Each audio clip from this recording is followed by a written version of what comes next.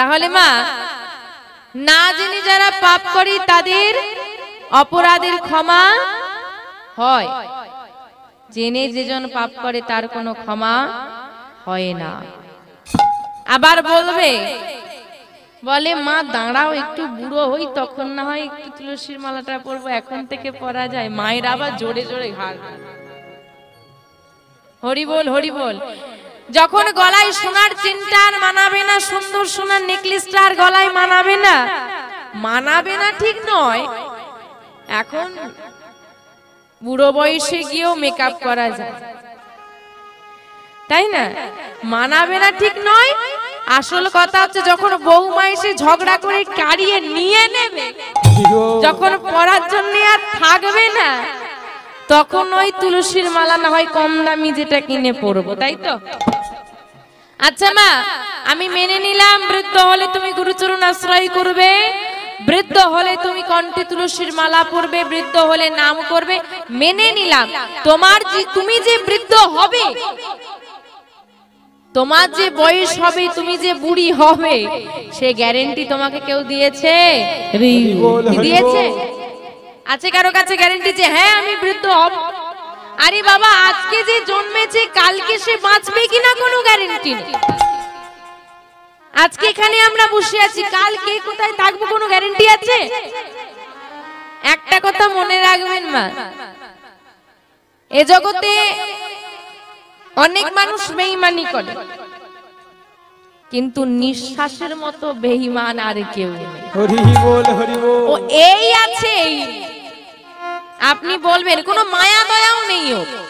আপনি বলবেন আমি চলে গেলে আমার বাচ্চাটার কি হবে, আমি চলে গেলে সংসারটা ভেসে যাবে, আমি চলে গেলে স্ত্রী পুত্রের কি হবে, ও কিন্তু শুনবে না। ও পাশে যদি ডাক আসে দুদণ্ড সময় তোমাকে সে দেবে না। আমরা নানান কুকর্মে মেতে আছি, নানান খারাপ কাজের মধ্যে মেতে আছি, অন্যের কথায় ঘুরে বেড়াই, অন্যকে বেশি আমরা গুরুত্ব দিই, নিজেকে নয়।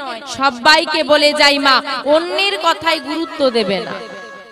এই যে কণ্ঠে তুলসীর মালা পরলে লোকে বলে যে কেন পড়েছিস, ভালো লাগছে না, কি বলে না মা? আপনারা বললেন তো হ্যাঁ বলে। তো শুনবে কেন? তার তুমি খাও না, তার তুমি পরো না, সে টাকা দিয়ে তোমার সংসার চালায়। যে সে যদি তোমাকে বলে যে তোমার গলায় তুলসীর মালাটা মানাচ্ছে না, তুমি খুলে রেখে দিলে, তুমি জানো তুমি কতটা হাসির পাত্র হয়ে গেলে? তুমি গলায় তুলসীর মালা পরলে, পাশের জন বলল ভালো লাগছে না, পরের দিন খুলে রেখে দিলে, তুমি একটা ঠাট্টার মানুষ হয়ে গেলে। তোমাকে নিয়ে সারা গ্রামে আলোচনা হবে, আরে ভেগধারী বাবাজি হয়েছে, বলতেই তুলসীর মালাটা খুলে দিয়েছে। তুমি পরে থেকো, খুলো না, খোলার মতো ভুল করো না। পরে থাকো, একদিন বলবে, দুদিন বলবে, 3 দিন বলবে, 4 দিনের দিন ওই মানুষটাই তোমার পায়ে এসে প্রণাম করবে, না রে ভক্ত হয়েছে। কারণ বাবা, এই জগতে সৎ মানুষের জীবনে, ভক্তদের জীবনে প্রথমটা কষ্ট হয়, কষ্ট থাকে, কিন্তু সারা জীবন নয়। সৎ মানুষের জয় সর্বত্র হয়। তাই সবাইকে বলি, লোকের কথাই কিছু মনে করো না। মানুষ কেমন জানো? মানুষ কেমন? হরি বল হরি বল। আপনি কোনো মানুষের কাছে গিয়ে ভালো করে লক্ষ্য করুন, আমাদের এই জগৎটা কিরকম। জগতের প্রতি যদি বিচার করে দেখেন না, জগতের প্রতি ঘৃণা এসে যাবে। যদি আমার কথাই ধরুন, আমি যদি এসে কোনো মানুষের সম্পর্কে দুটো ভালো কথা তোমাকে বলি, তুমি কিন্তু বিশ্বাস করবে না। এরকম হয়, তুমি কিন্তু সেটা নিয়ে মাথা ঘামাবে না। ভালো হয়েছে হয়েছে, বরং আবার একটু হিংসে করবে, আরে রাগ দেখি লোকের কথা। কিন্তু আমি যদি কারো নামে তোমার কাছে এসে বদনাম করি, খারাপ কথা বলি, তুমি কিন্তু এক্ষুনি বিশ্বাস করে নেবে। করবে তো? যদি বলি আরে, যদি এখন কোনো মেয়েকে বলা হয় আরে দেখ না ওই পাশের বাড়ির মেয়েটা কিরকম স্কুলে ফার্স্ট হয়েছে, কত পড়াশোনা করে, তার কিন্তু ওটা নিয়ে মাথা ব্যথা নেই, বা আপনারও নেই। যদি বলা হয় পাশের বাড়ি দিদি খুব ভালো, হ্যাঁ রে ওদের বৌমাটা হয়েছে খুব ভালো, শাশুড়ি শ্বশুরকে খুব সম্মান করে, খুব ভক্তি করে রে, আপনার কিন্তু তাতে কোনো মাথা ব্যথা হবে না। ওর দেখে কিন্তু আপনি আর সবাইকে বলে বেড়াবেন না যে মেয়েটা ভালো, মেয়েটা ভালো। কিন্তু যদি বলা হয় ওই মেয়েটা পাশের বাড়ির একটা ছেলের সঙ্গে দাঁড়িয়ে দাঁড়িয়ে ওইখানে গল্প করছিল, যদি বলে দেওয়া যায়,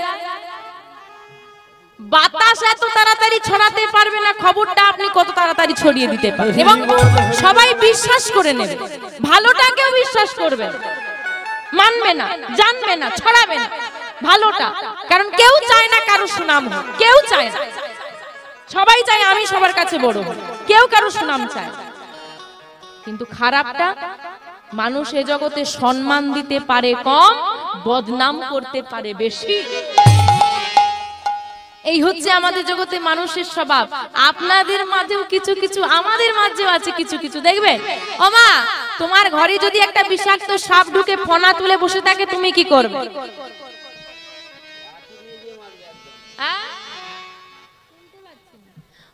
মারবে? তাড়িয়ে দেবে? তুমি যে ঘরে ঘুমাও সে ঘরে একটা বিষাক্ত সাপ ফোনা তুলে বসে আছে, তুমি কি করবে? এক্ষুনি ঘটনাটা হয়েছে। আমি যখন আসছি একটা বিষধর সাপ দেখে সব লাঠি নিয়ে ছুটাছুটি করছে, যেখানটায় আছে সে তো তবু ঘরে ঢোকেনি, রাস্তায় বেরিয়েছে, তাও তাকে মারার জন্য মানুষ পেছনে ছুটছে। কি মারবো? ওই সাপটাই যদি একটা শিব মন্দিরে ফোনা তুলে বসে থাকে, পুজো করবে। আচ্ছা তার মধ্যে তা কেন তাকে পুজো করবে কেন? বাবার সাপ বলে? তোমার ঘরেরটা কি মায়ের সাপ ছিল? মানুষ পরিস্থিতি দেখে সম্মান করে। তোমার ঘরে বেরিয়েছে বলে তার মধ্যে বিষ আছে, সেটাকে মেরে দাও, আর শিব মন্দিরে যে ফোনা তুলে বসে আছে সে বাবার সাপ হয়ে গেল, তার কোনো বিষ নেই। মানুষ পরিস্থিতি দেখে বিচার করে। তোমার টাকা আছে, অনেক টাকার মালিক তুমি, দেখবে দুর্গাপুজো আসছে, থাকে থাকে এই দেখবেন ক্লাবের ছেলেরা, ও দাদা কেমন আছে, কোনো কারণ নেই, ও দাদা বৌদি কেমন আছে, আরে এসো না একদিন আমাদের সঙ্গে একটু গল্প করো। খাতির করছে কেন? আরে বাবা ওনার আছে, ওনার থেকেই তো নিতে হবে পুজোর খরচা। পুজো শেষ, দেখো তোমার পেছনে বদনাম চলছে, আরে লোকটা ভালো। তুমি সৎ ব্যক্তি, তোমাকে যদি কেউ কিছু বলে তুমি মেনে নাও, তুমি সেই কাজটা করে দাও। যখন আমার বিপদ পড়বে আমি তোমাকে বলবো দাদা একটু করে দাও না, তুমি খুব ভালো, তোমার মতো মানুষ হয় না, কাজটা যেই না হয়ে যাবে তোমাকে আর আমি চিনি না। তাই মানুষের কথায় কিছু মনে করো না, কারণ তোমার নিজের যেটা ঠিক মনে হবে তুমি সেটা করো। মনের কথা শোনো, দয়াময়ের কথা শোনো, জগতের কথা শুনলে সব দিন তুমি বিপদে পড়বে, কারণ এ জগৎ সব কিছুর ভাগ নেবে, পাপের ভাগ কেউ নেবে না। তাই তুমি যদি কোনো অপরাধ করো তাদের কথা শুনে তোমরা, সেই মানুষটা তোমাকে অপরাধের পথে ঠেলে দেবে, কিন্তু ওই অপরাধ করে তোমার যে পাপ হবে সেই পাপের ভাগ কিন্তু সে নিতে আসবে। তাই বলছে কি জানো, তুমি ভেবেছো কি মনে এই ত্রিভুবনে তুমি যাহা করে গেলে, তুমি যাহা করে গেলে কেউ জানে না, বারে বারে আশা হবে না মোর, বারে বারে আর আশা হবে না মোর, বারে বারে আর আশা হবে না। তুমি ভেবেছো কি মনে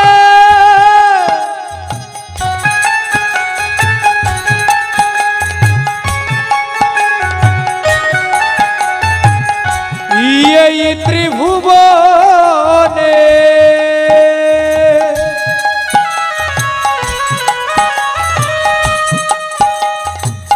তুমি যাহা করে গেলে, তুমি যাহা করে গেলে কেউ জানে না, বারে বারে বারে বারে বারে বারে আর আশা হবে না মন, বারে বারে আর আশা হবে না। সাবধানে চলো হোশিয়ার,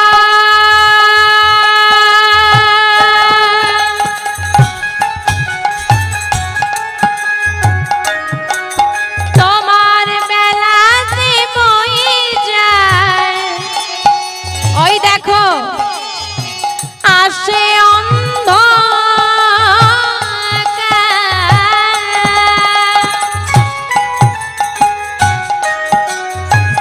বাবা।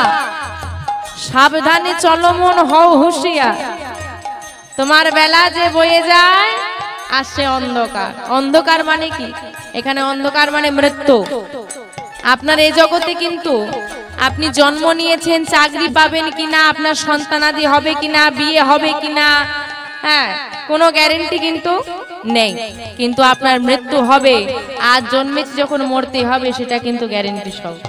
তাই অন্ধকার আসছে, অন্ধকার আসছে, কিন্তু আমরা সাবধান হয়েছি কি? কিমা সাবধান?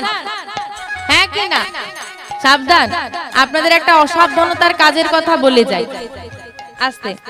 এখনকার বাড়িতে বাড়িতে দেখবেন মায়েরা কান্নাকাটি করে, মায়েরা বাবারা, যে ছেলে নাকি ভাত দেয় না। ঠিক না ভুল?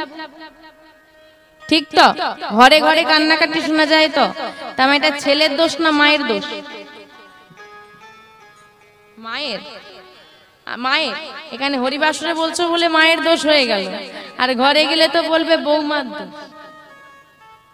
ছেলেরও দোষ নয়, মায়েরও দোষ নয়, যত দোষ ওই পরের মেয়েটা। ওই পরের মেয়েটা নিজের বাপ মাকে ছেড়ে তোমার সংসারে আগুন জ্বালাতে এসেছে, যে তার ঘাড়ে দোষটা দিয়ে দিলে কি মা আমার খেয়ে দিয়ে কাজ নেই, বা এখানকার মেয়েদের খেয়ে দিয়ে কাজ নেই, নিজের বাবা মাকে ছেড়ে দিয়ে, সুখ ছেড়ে দিয়ে, শান্তি ছেড়ে দিয়ে তোমার ঘরে ঝগড়া করতে গিয়ে পড়ে আছে। পরের মেয়েকে দোষ দিও না। দেখেন মা, আমরা তো কত ছোট ছোট ভুল করি। আচ্ছা মা, আপনারা যখন তুলসী তলায় প্রদীপ দেন, আমরা দীপ কেন জ্বালি? প্রদীপ কেন জ্বালি? মঙ্গলের উদ্দেশ্যে, কি তাই তো? হঠাৎ করে যদি দীপটা নিভে যায় আমরা কি বলি? অমঙ্গলের সংকেত, হ্যাঁ কি না? ঠিক তো? কি মা ঠিক তো? কি মায়েরা সব ঘুমিয়ে গেছে নাকি জেগে আছেন? ঠিক না ভুল? ঠিক। নিজের ছেলের জন্মদিনে, নিজের ছেলের নামে যদি 5 বছর বয়স হয় ছেলেটার, 5টা মোমবাতি জ্বালিয়ে নিজে বলেন ফু দিয়ে নিভিয়ে দে, কি বলেন? হ্যাঁ কি না? তাহলে আপনি আপনার ছেলের মঙ্গল করলেন না অমঙ্গল করলেন? নিভে গেলে অমঙ্গল, আর নিভিয়ে দিলে মঙ্গল। নিজে যখন দীপ জ্বাললেন নিভে গেলে অমঙ্গল, আর নিজে ফু দিয়ে নিভিয়ে দিলে সেটা মঙ্গল হয়ে যায়। তাহলে কি ছেলেটার ক্ষতি?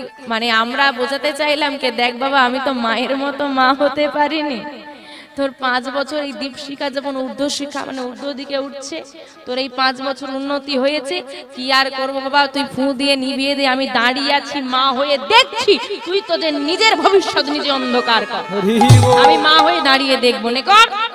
কি এটাই করি না? তাহলে ঠিক করি না ভুল করি? তাহলে মা হয়ে সন্তানের মঙ্গল করছি না অমঙ্গল করছি? তাহলে যে ছেলের আমি এতগুলো বছর, 5 বছর থেকে আমরা জন্মদিন শুরু করি, এখন 20-25 বছর পর্যন্ত চলেই যাচ্ছে, তাহলে সারা জীবন আমি ছেলেটার অমঙ্গল করে গেলাম, তা ছেলেটা কি শেষ বয়সে এসে আমাকে ভাত দেবে? দেবে? হ্যাঁ কি না? দেওয়া উচিত কি? আগে নিজে ঠিক হও। আমরা পরের জিনিস নিয়ে বড় টানাটানি করতে ভালোবাসি। এই যে আমরা রীতিটা পালন করি, হ্যাঁ, কেক কেটে মোমবাতি নিভিয়ে দিয়ে, এটা কাদের? খ্রিস্টানদের। তুমি কোন ধর্মের মানুষ? পরের কাঁচা ধরে টানাটানি করছো, খুলে গেলে কি হবে? আমরা বড় পরের জিনিস নিয়ে মাতামাতি করি। আরো একটা প্রমাণ দিয়ে দিই, এটা খ্রিস্টান ধর্মের জিনিস নিয়েছো কিন্তু, তাহলে এরপর থেকে আর কেউ এই কাজটা করবে? অন্তত যারা কীর্তন শুনতে এসেছো করবে? আর নিজে থেকে যেচে ছেলের ক্ষতি করতে যাবে। আর একটা জিনিস বলে দিই, আমরা বড়দিন হিসেবে কোন দিনটা পালন করি? 25শে ডিসেম্বর। বড়দিনটা কি দিন? যিশু খ্রিস্টের জন্মদিন। যিশু খ্রিস্ট কোন ধর্মের ভগবান? তাই খ্রিস্টান ধর্মের ভগবানের জন্মদিন তো জানি, কি সবাই জানি তো? জানি তো। আমাদের সনাতন ধর্মের ভগবানের জন্মদিনটা কবে জানা আছে?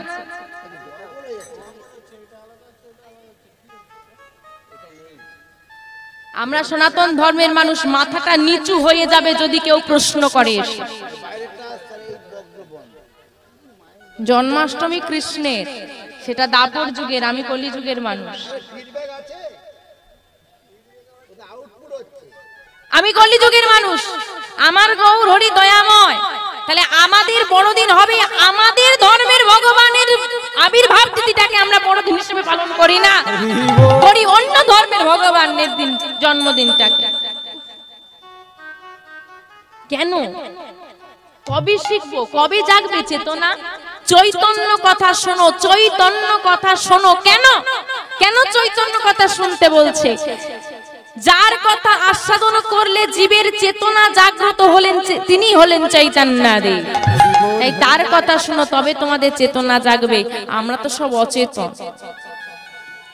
জেনে রাখুন মা, আমাদের ধর্মের ভগবানকে শ্রীমান মহাপ্রভু শ্রীকৃষ্ণ চৈতন্য মহাপ্রভু, তার আবির্ভাব তিথি দোল পূর্ণিমা। এই দোল পূর্ণিমাটা হলো আমাদের ধর্মের মানুষের কাছে বড় দিন।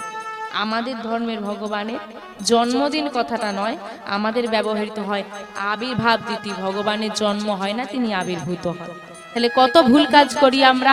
সাবধান হও, কারণ যদি তুমি তোমার কাজ না করো শাস্তি তোমাকে পেতে হবে। ঠিক না ভুল? আমা, আজকে এখানে আমাকে কিসের জন্য ডেকে আনা হয়েছে?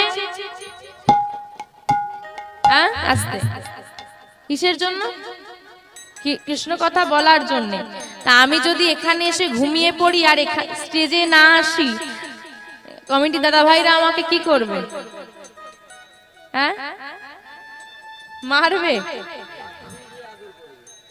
তাড়িয়ে দেবে। এ বাবা, তাড়িয়ে দেবে বলেছে। হরি বল, হরি বল। পরিষ্কার কথা হলো, যে কাজের জন্য তোমাকে ডেকে নিয়ে আসা হয়েছে সেই কাজ যদি তুমি না করো তোমার শাস্তি বরাদ্দ। কি তাই তো বাবা? এটা হচ্ছে পরিষ্কার কথা। যে কাজের জন্য তোমাকে আনা হয়েছে সেই কাজ তুমি না করলে তোমাকে শাস্তি পেতে হবে। তদ্রূপ মানব জন্ম নিয়ে পৃথিবীতে কেন এসেছি? কৃষ্ণ ভজিবার তরে সংসারী আইনু। তাহলে যে কাজের জন্য পৃথিবীতে এসেছি যদি কাজ না করি সেখানেও কিন্তু আমার জন্য শাস্তি তোলা আছে। খুব সাবধান, তার চোখে ফাঁকি দিতে কিন্তু পারবো না। তাই যে কাজের জন্য এসেছো সেই কাজটা করা লাগবে। তাই বলছে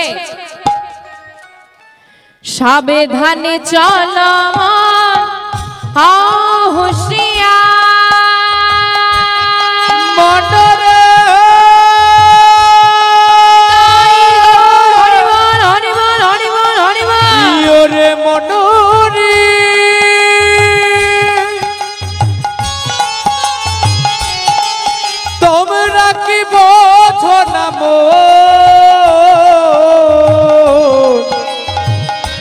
তোমরা কি বোঝো না,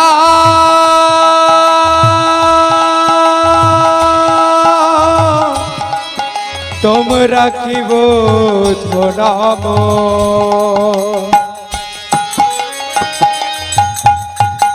সাবধানে চলো মন হও হুঁশিয়ার।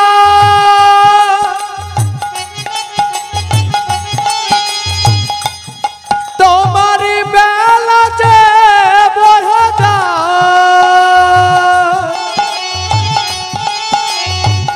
আসে